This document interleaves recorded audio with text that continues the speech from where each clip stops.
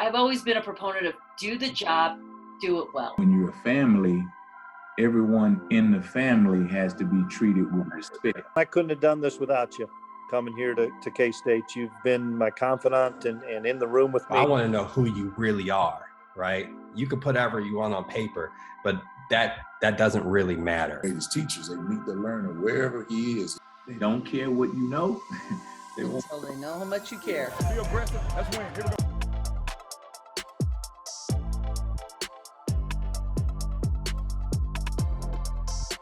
We'll jump right in. What I like to do is I like for you to take us through your journey from a former student athlete or from a student athlete at Xavier University to now being the commissioner of the WAC, the Western Athletic Conference. Sure. First of all, I appreciate you having me on this afternoon, this evening. And yeah, I've had a little bit of a crazy run, crazy journey. Athletics is something that has always been near and dear to my heart. Wasn't necessarily something that I grew up with. My mom was born and raised in Uganda, East Africa.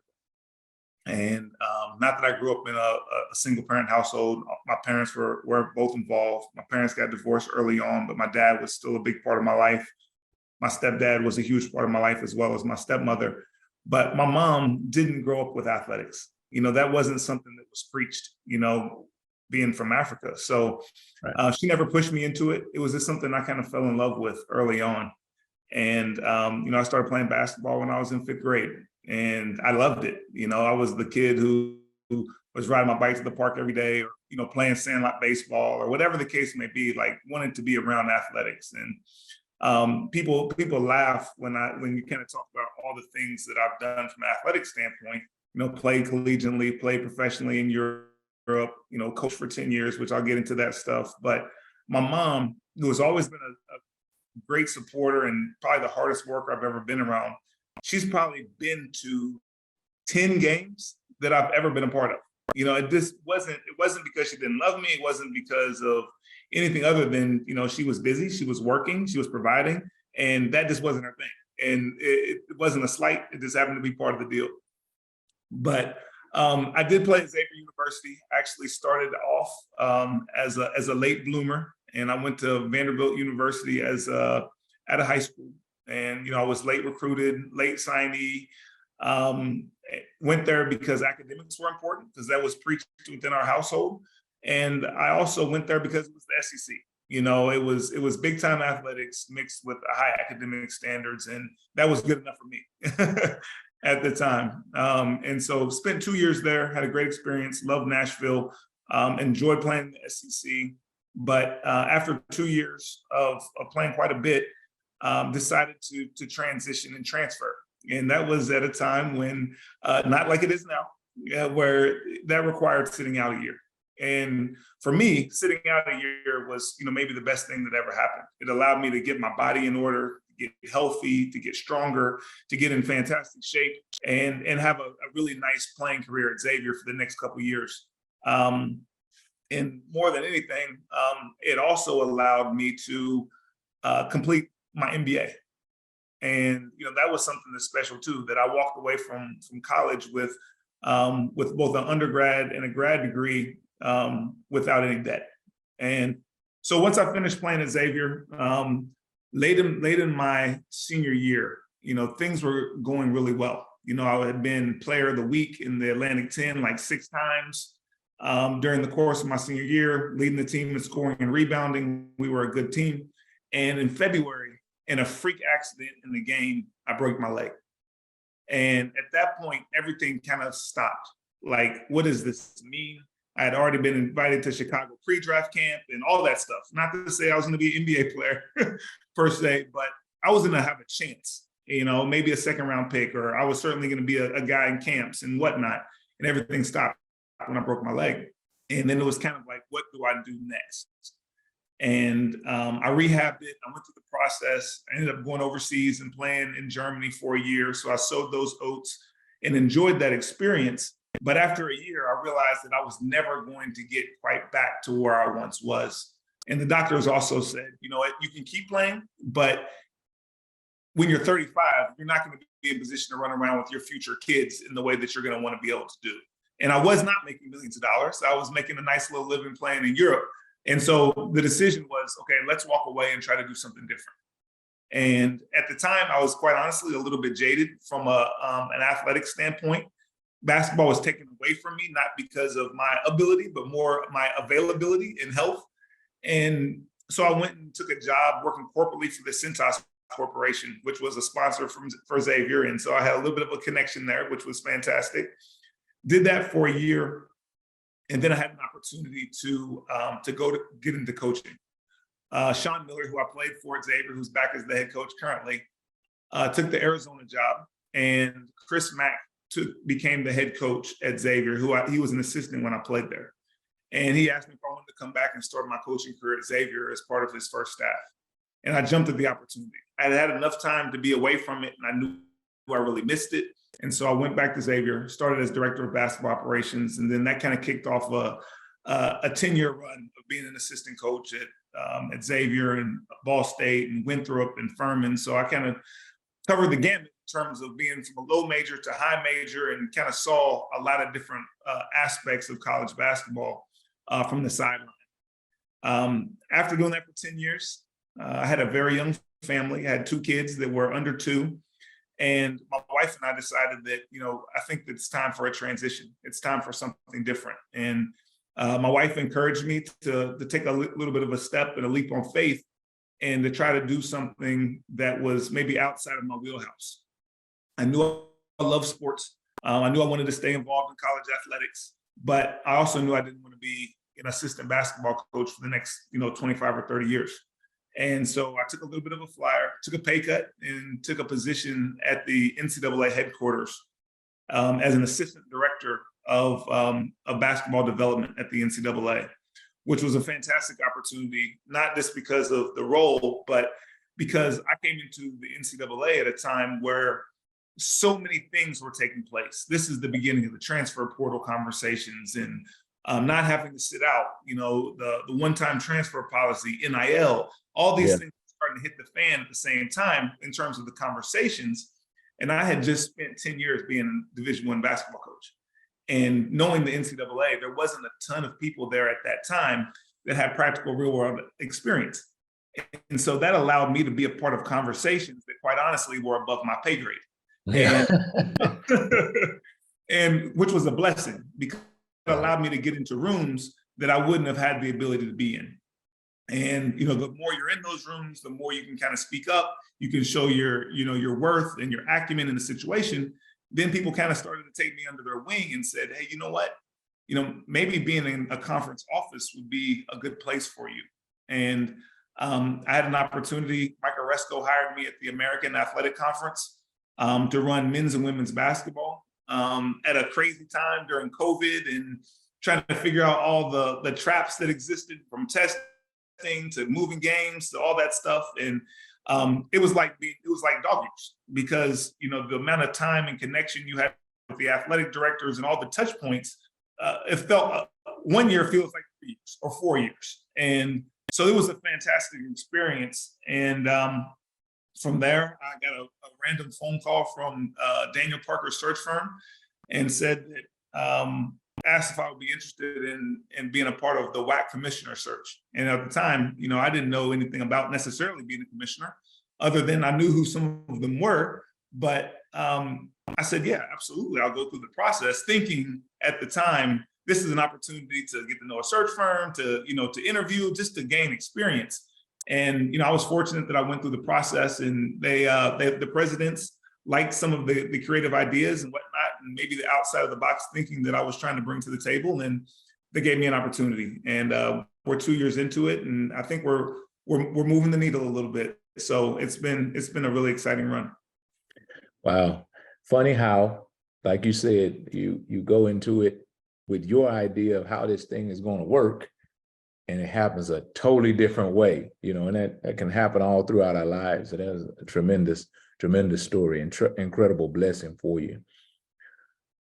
So core values, I'm gonna turn the page. Core values, they're big time important for us at K-State. Our core values of commitment, discipline, toughness, of selflessness.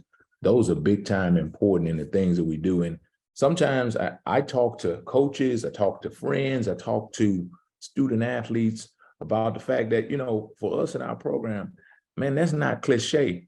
I've seen those things come to life.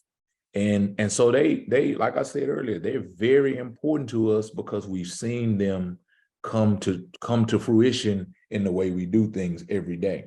So my question to you is what are your core values? And you can just give me two. And how do they help you develop your team? How do they help you as you operate day to day at the WAC conference? I two that come to mind for me are hard work and fun. Those are two things that really come to mind. I say the hard work part, like I said, my mom came to America as a foreign exchange student when she was 17 years old without anything in her pocket. She went to a senior year in high school, went to college in the States, ended up meeting my dad, who was from America. And, she's gone on to build a successful business in Louisville, Kentucky, where I'm from, Casito Cookies, which she started her own bakery that sells to all kinds of businesses throughout the region in the Midwest. And, I've just seen every single day when I was, starting in kindergarten, she was going to work at 3 o'clock in the morning every single day, along with my stepdad. And so I just saw that culture of hard work and discipline from a very early age. And so that's something that's always stuck with me. I'm trying to figure out how to pass that on to my kids, quite honestly, but that was one thing that I saw. And the other thing is having fun. I work in college athletics. I work in sports, and it's supposed to be fun. It's challenging at times. It's hard. And this is certainly a time when college athletics is more crazy than it's ever been, but we're not curing cancer here. We're having fun in college athletics, and we should be helping to put young men and women in position to have success in life. And so that should be fun. And it's one of the things that I try to do from a staff standpoint is I want us to have fun. We're going to work hard and we're going to work long hours, especially on championship sites and going through all that stuff. But let's kick back and have fun and realize what we're doing as well. Yeah. Yeah, I think, those are values. Again, you can go through and you can name as many as you want, but I think those are big time important for me personally. Even in my position room, I think it's important that, like you said, to realize that this is a game, no matter which game it is. When you talk about athletics, it's a game, and it is meant to be fun. And when you have parents or you have fans or you have anyone that takes it, no matter the business side of it, but takes the fun out of it, then that's not a good thing. And so I appreciate you keeping it that way. Let's talk about the people that you've been around.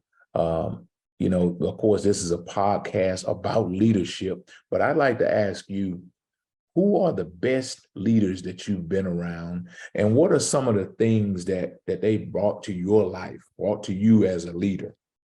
Sure. Two come to mind immediately. One would be Pat Kelsey, who's the head coach at the College of Charleston now. I was an assistant coach for him at Winthrop University when he first became a head coach. There was at times where I felt like he was hard to work for to a certain extent because he was demanding. He wanted you to bring your best every single day. And I think that's, at the time as a young assistant coach, at times was like, whoa, this is a lot. But ultimately, you had to rise to the occasion. You had to learn, you had to grow, you had to be prepared. And he taught me that, and he is, and he's been extremely successful as everybody knows, he's unapologetically himself. He has the most energy of anybody I've ever been around. And that's who he is. And, a couple things that he always would tell me was, one, they don't care how much you know until they know how much you care. And, from when you're coaching and even when you're leading a group of people, you have to care and know something about them. It can't just be all, just run through a wall for me without caring about who I am as a person or what makes me tick or the things that I have going on in my life. It's not that simple. And then the second thing is to always be yourself. because the worst thing that can happen is you end up being a bad version of somebody else. And so you have to be unapologetic in who you are and how you lead and how you carry yourself. The second person I would say is Jeremy McCool, who was the director of basketball development at the NCAA when I worked there. He gave me an opportunity. And what he did is he allowed me to soar, to fly. You know, he allowed me to put myself in a position to become a conference commissioner, because he said, Brian, you do these things. Be a liaison to the men's basketball oversight committee. Be a liaison to the NABC. Be a liaison to Adidas. You know, things like that. So he pushed me and put me in positions to do things that, again, were probably outside of my scope or outside of my pay grade at the time. But he saw something in me, and I appreciated that, and I tried to run with it. Big time. You know, that phrase you used earlier, they don't care what you know until they know how much you care. I think a lot of coaches and leaders they lose that. They lose sight of that because it's so important to gain the credibility by your knowledge, you know, by what you know, by impressing them. But, you know, honestly, when you talk about leadership, when you talk about getting people to follow you, man, they follow you. Yes, you do have to be an expert in your field. Yes, you do have to do that. But it is very important that you lead the people. You don't push them, you don't pull them, you lead them. And I've had some leaders in my life to teach me that. So let's talk about when you are ready to bring someone on to your bus, right? You're making a hire. How do you identify that person as you're looking around? You have a spot on your team that you have to fill. How do you identify the person that you want to bring onto your team, into your organization? And I think one of the biggest things when it comes to that is fit. Okay, you know, it's how does this person fit into the culture, the dynamic that's already established? Are they a value add? Do they bring a dynamic that maybe we need, you know, or did we lose somebody that was an energy person, a culture person, somebody that, you know, brought more fun, that was talkative? Are we missing that? Do we need that? Or do we need somebody that is more serious? There's somebody that is a nuts and bolts person that is going to make sure that all the T's are crossed and the I's are dotted. So I think you have to look at the overall makeup of your entire organization. In my case, I have 15 people that work in our office. So it's not a deal where we have hundreds of people that we're working with. So I can be selective in terms of how does this person fit into the scope? What do they bring? Because when you have that size of a staff, everybody matters. Everybody's touching a lot of different components to the operation. And so you need all oars rowing in the same direction. And so I think that making sure that fit is there is extremely important. Big time. Next question, and I'll jump right to it because you know that over the last, and we kind of alluded to this earlier, over the last few years, man, especially in the world of athletics, but in our society in general, we've dealt with some adversity, right? The adversity of COVID. We've dealt with where we're trying to figure out from social justice initiatives where we want to go, the direction we need to go. How has dealing with those most recent adversities, but how has dealing with adversity made you better as a leader? Well, I think you learn to trust your decision making, you know, because you're forced to make decisions at times in short order. And, you know, one of the things that I always say with our staff is that, you know, I like groupthink. I like talking through things. I like having a collaborative effort in terms of the way that I lead and we make decisions. You know, we spent 3 hours today talking about how we want to change the way that we do our awards for each sport, and preseason, postseason, you know, during season, end of the year awards. Like, we're going through every single sport, and we're doing that as a staff. And I want everybody to have a voice in that. And when you don't have a voice, I have a problem with that. You know, I want people to speak up, you know, because we need a diversity of thought within our office. But the thing that I also say is that at the end of the day, a decision has to be made. And oftentimes, I have to make that final decision. And when that final decision is made, that's our decision. That's not just my decision, that's our decision. We we took it all in, and a decision had to be made, and we had to move forward after that decision is made. But I do reserve the right to get smarter and change that decision at another time if it comes to it. And so I always want to make sure that everybody knows that just because I don't agree or with what you're saying, I do value your opinion because it helps to shape the decisions. Yeah. And in terms of adversity, one of the things about decision making, especially when you're in a leadership role, is oftentimes the decisions that you're making are the hardest decisions. Because if they were easier decisions, they have already been made all along the way. When it hits your desk, it's because there's an issue, there's a problem, and something has to be solved that the people that it hit along the way weren't in position to or weren't comfortable making that decision. So I think that that's something that I learned through adversity, is that you just have to be confident and comfortable in making decisions. And I think that those people that are willing to make a decision often thrive in adverse situations.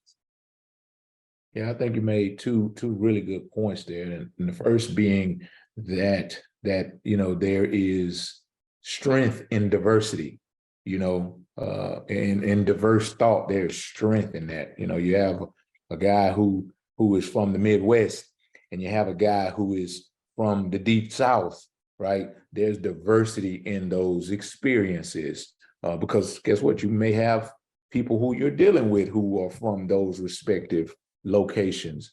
And so there's a lot of strength when you have diverse thought. And the second point that you made, and I think leaders for sure understand this, is that, well, I don't know if all leaders do, but some leaders, they don't make a decision because they are afraid of making a mistake. And I believe that you could make a mistake. Making a mistake is okay. You can't repeat mistakes, but making a mistake is okay because you can learn from the mistake and you can improve and you can get better from it. You said it earlier that there comes a point where you as the leader, you say, whoa, we're going the wrong way. I got to change this. It's okay that we started off going the wrong way, but we can't keep going the wrong way, number one. And we can't have the same decision come up tomorrow and we go the wrong way again. But it's okay sometimes to be wrong. I remember thinking, I'm a big reader, and I've read books about the Great Depression, and what I read and different opinions. People can have different opinions about this, but what they said is that during the Depression, Franklin Roosevelt, he said he didn't make all the greatest decisions, but he did something. That was his thing is, man, I might be wrong, but I'm going to do something. I'm not going to sit here and wait until it passes. I'm not going to wait until things just get better. I'm going to do something. Some of those things that he did, he said, that was probably a mistake, but I did something. I did not sit idle for fear of making a mistake. And I think the greatest leaders understand that sometimes you make a mistake, but you have to act, of course, in alignment with what you said you wanted to be, but you have to act and you can't be afraid of, being wrong, because we all are going to be wrong at some point or another. I got two more questions. And the next question, you talked about your staff earlier, but how would your staff describe your leadership style, right? And then for you personally, do you think your style has changed at all over the years? I think that, one thing about being a leader is you have to understand what your core strengths are and what you're good at. And, sometimes it means bringing in people around you who are good at the things that maybe you're not the best at. For me, I think that one of my strengths is creativity, thinking, coming up with solutions. But I also have to make sure that I have people on my staff that are good at fulfillment, that are good at carrying out ideas and carrying out concepts, because maybe that is not necessarily my biggest strength. Obviously, I can do it and I've done it before, but you have to have a staff that complements each other, not just from a leadership standpoint, but from person to person. So I think that that's something that's really important. also as a leader, you know, people always ask me about, like, you know, they say they want to be a commissioner or they want to be an athletic director. And I ask them, okay, what is your core competency? What are you good at today that's going to allow you to get to that role? And I think that so often people think about the end result and not how you get there from a building block standpoint. And I think that that's something that's really, really important for people to understand as you want to aspire to get to a certain goal or a certain level or a certain job title. It's, you don't just become an athletic director because you became an athletic director. You became an athletic director because you are an excellent fundraiser. You are an excellent operations person. You are a great sports information person. There was something that you did at a super high level that gave you the chance to do the next thing. And I think that that's the thing that, like, I try to encourage our staff to do is, like, what are you great at? Or what do you want to be really good at? Because that's how you get the next opportunity. When you become an athletic director or a commissioner, you become more of a centralist versus being an expert in a certain situation. And so what I like to do is I want to make sure that our staff has autonomy, because they should be experts in their role, being a star in your role. You know, to take it back to a coaching standpoint. You know, when we're talking about compliance or bylaws or things like that, I expect our associate commissioner for compliance and governance to be an expert in that. You know, I expect them to, you know, bring me ideas, bring me solutions, or put me in position to make a decision based on the information. And I think that because that's his core competency.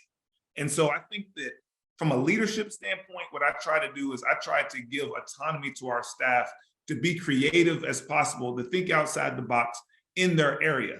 And then when they get to a point of when they need my help or they need a decision to be made, then to come to me with all the information so that I can make an educated decision or provide feedback to help them get over that next hurdle to continue down that path. Because I'm a partner.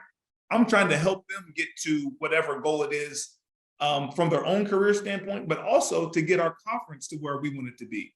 And so if there's an impediment in their way, if they're trying to work through a certain scenario, a schedule or a conflict or an issue, it's bring me the information. Let's talk through it. I'll try to give you my perspective, and hopefully that jumps you over that hurdle where you can continue to run again. Now, this next question is a cool one, right? Some people struggle with it, but most people jump right in. You go back and you look at the young Brian Thornton. What would you tell that dude after all these years of experience? What would you tell him that you know now that he just could not get back in the day? How would you help your younger self? I think relationships matter. You know, that's one of the things, you know, and I've benefited from that. But I think that the younger me, probably a little bit shy, probably didn't extend myself, didn't go out and meet people, didn't do some of those things. You know, I think I kind of just was of the mindset, well, I'm just going to kind of do my deal, I'm going to do my job, and, you know, everything will work out.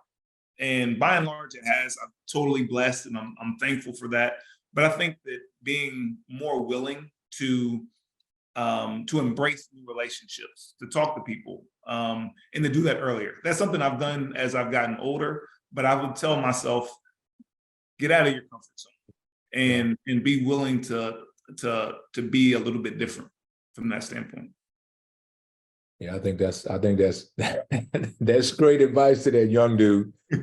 And that's actually advice that I try to give to my players, to younger coaches, because what you just said is that, you know, especially for competitive athletes, people with a lot of pride, people who, man, I got this, I can do this.